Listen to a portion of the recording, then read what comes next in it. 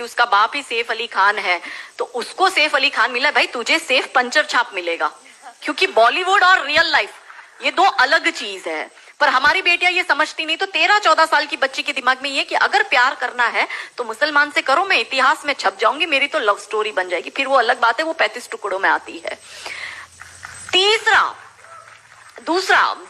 दूसरी बात ये कि 25 साल की लड़कियों को ये बिगाड़ रहे हैं।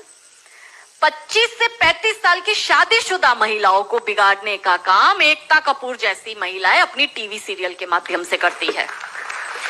कैसे करती है कि वो अपने टीवी सीरियल में एक महिला बिल्कुल टिपिकल हमारे ड्रेसअप में, अच्छी सी साड़ी, बड़ा बड़ा मंगलसूत्र, बड़ा सिंदूर, बड़ी बिंदी, पीछे अंबे माँ का बहुत बड़ा स्टैच्यू होगा। आप देखना उसके सारे सीरियल में ये इंडिकेट्स होता है कि हिंदू धर्म को बर्बाद कर दो। देखिए, कोई भी देश को बर्बाद करने के लिए बम, बारूद, गोला, असला, मिसाइल दागने की जरूरत नहीं है। आप उस देश की सांस्कृतिक व्यवस्था, शैक्षणिक व्यवस्था और पारिवारिक व्यवस्था को खत्म कर दो, वो देश अपने आप खत्म हो जाएगा। यही षड्यंत्र चल रहा है। तो इस देश में महिलाओं और बेटियों के दिमाग को खराब कर दो, क्योंकि हम परिवार व्यवस्था में समझते हैं तो जो बेटी हमारी आज हमारे घर की बेटी, वो किसी के घर की बहू बनेगी और वो दो परिवारों को जोड़ती है, तो उन परिवारों को बर्बाद करने का षड्यंत्र चल रहा है। तो होता क्या है, दिखाएंगे क्या सीरियल में? प्यार एक से करेगी, शादी दूसरे से करेगी, फिर जीवन में कोई तीसरा आएगा, दूसरा मर जाएगा, फिर चौथा पसंद आएगा, फिर दूसरा जो मर गया वो जिंदा हो जाएगा, फिर कंफ्यूज हो जाएगी चौथे के साथ जाओ कि दूसरे के साथ जाओ। यही दिखाती है वो। क्या सच में यहाँ जो मेरी महिला, मेरी बहनें बैठी, वो बताओ कि क्या हम हिंदू महिला है 4-4 पुरुषों के साथ संबंध रखती है? बताओ, जोर से बोलो। क्या हमारे परिवारों में ये होता है कि हम एक को पसंद करते हैं, हम दूसरे से शादी करते, फिर हमें तीसरा पसंद आता है, फिर हमारा मर जाता है पति, फिर हमें चौथा अच्छा लगता है और जो मर गया पति वो सडनली जिंदा हो जाता है, फिर हम कंफ्यूज होते हैं हम किसके साथ जाए? क्या हमारी ये वैल्यू है?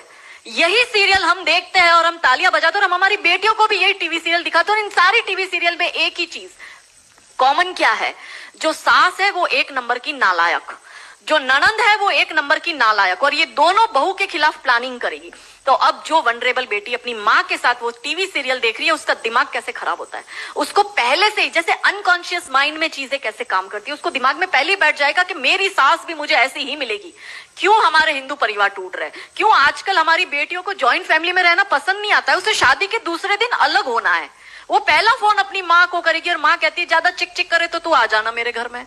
हमारे माता पिता ने हमें ये सिखाया था कि तेरी डोली उठ रही है, तू इस घर में वापस तभी आएगी जब तुझे प्यार से आना है, तू तेरी अर्थी वहीं से ही उठेगी, हमें तेरी घर में एंट्री नहीं देंगे। ये हमें बचपन में सिखा दिया गया था। इसलिए आज भी हम जॉइंट फैमिली में रहते हैं, हम ससुराल में रहते हैं। भारतीय सांस्कृतिक व्यवस्था, पारिवारिक व्यवस्था को हमने बनाए रखा है।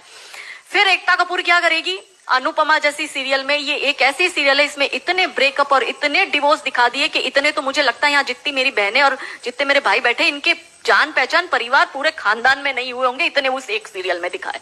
अब हमारी बेटी जो वहां जाती है उसको लगता है मेरी ननंद नालायक, मेरी सास नालायक। इसलिए अब देखो सास बहू में निपटी नहीं।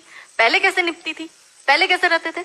और तीसरा जो मैंने कहा OTT, 35 से 45 वर्ष तक की महिला जो कि वर्किंग विमेन है, जो जॉब करती है, उस महिला को कैसे दिमाग खराब करना है फेमिनिज्म के नाम पर। यदि आप नौकरी कर रही है तो आपको परिवार नहीं चाहिए, आपको पति नहीं चाहिए, आपको सास ससुर नहीं चाहिए, वो सब आपके पैर की जूती, क्योंकि आप वर्किंग विमेन है, आप नौकरी कर रही है। और एक हाथ में दारू का ग्लास, दूसरे हाथ से सिगरेट फूको, अंग्रेजी में बड़ी बड़ी गालियां बको और आप अपने आप को फेमिनिस्ट कहो। क्या ये फेमिनिज्म है? ये फिल्म क्यों नहीं बनाते नायिका देवी पर, दुर्गावती पर, रानी कमलावती पर, रानी चिन्नमा पर, रानी अब्बका पर, रानी लक्ष्मीबाई पर? ये ऐसी फिल्म क्यों बनाते हैं? ये बनाए रानी नायिका देवी पर फिल्म के जिसने मोहम्मद गौरी को नपुंसक बनाकर गुजरात से मार के भगाया था और वो 13 साल तक वापस भारत में नहीं आया था। ये इसलिए नहीं बनाएंगे क्योंकि भारत की बेटी को करीना खान बनाकर उसकी कोख से तैमूर और जहांगीर पैदा करवाने हैं। बहुत बढ़िया, बहुत बढ़िया। ये नहीं चाहते कि हमारे देश की बेटी दुर्गा